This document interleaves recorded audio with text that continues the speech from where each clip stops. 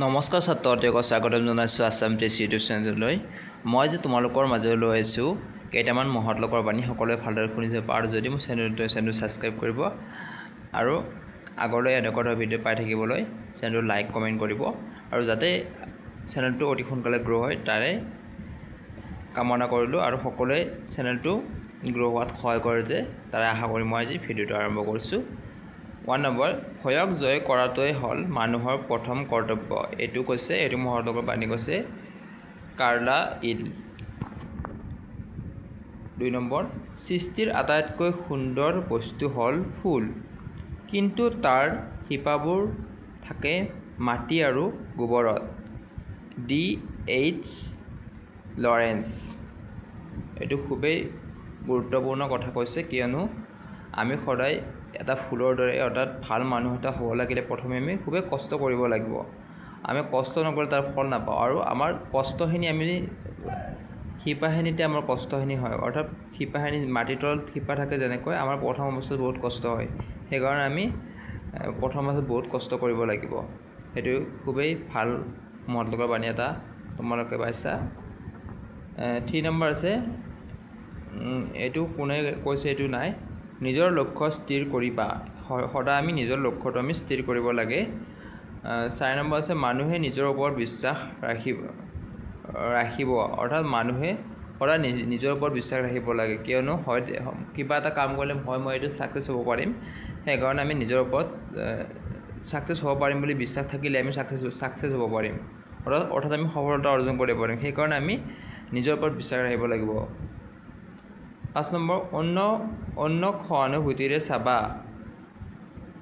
Mother Teresa. অৰ্থাৎ আমি আন মানুহক সহানুভূতিৰে চাবলৈ কৈছে, অৰ্থাৎ বেয়া চকুৰে চাবলৈ বাধা কৰিছে, সহানুভূতি দেখুৱাব কৈছে।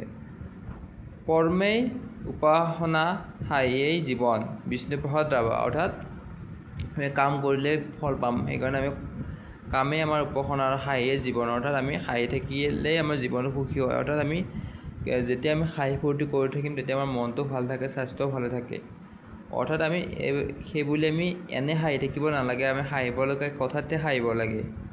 ভাগ্যক কাহানিও বিশ্বাস নকৰিবা, শক্তিক বিশ্বাস কৰিবা। অৰ্থাৎ আমি ভাগ্যক কেতিয়াও বিশ্বাস কৰি থাকিব নালাগে, অৰ্থাৎ আমি এইটো মোৰ ভাগ্যত হ'ব সেইবুলি আমি ঘৰত বহি থাকিলে নহ'ব।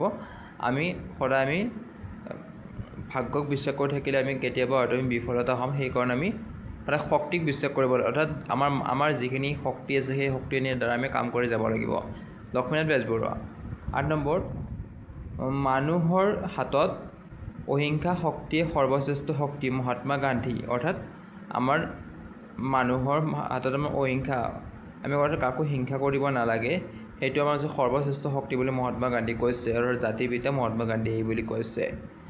9 নম্বৰ, নিজৰ পিতৃ মাতৃক সন্মান দিয়া। অৰ্থাৎ আমি নিজৰ পিতৃ মাতৃক সন্মান দিব লাগে, অৰ্থাৎ তেওঁলোকে আমাৰ কাৰণে বহুত কষ্ট কৰে, সেইকাৰণে আমি তেওঁলোকক সন্মান দিব লাগে।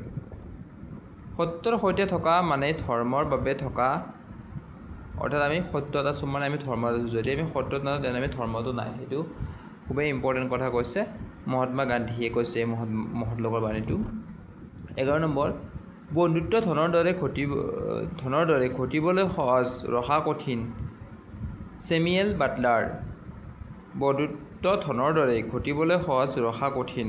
এইটো খুবেই ভাল মহৎ লোকৰ বাণী কৈছে। জীৱনত সঁচা আনন্দ দিলে নিজৰ কোৱা কথাৰ কাৰ্য। সফলতাৰ বহু গুপ্ত পথ আছে, বিচাৰি উলিয়াবা। এলান কে। 14 নম্বৰ, অভাৱ হ'লে কাম কৰিবা, সমৃদ্ধ হ'লে ভাগ কৰিবা। অৰ্থাৎ যেতিয়া অভাৱ হ'ব তেতিয়া কাম কৰিবা, যেতিয়া বেছি হ'ব তেতিয়া ভাগ বতৰা কৰিবা, অৰ্থাৎ ভাগ বতৰা কৰি সকলোৱে মিলামিচিকৈ চলিবা। কেতিয়াবা এটা চিঞৰৰ মূল্য এখন গৱেষণা পত্ৰতকৈও অধিক। এমাৰছন।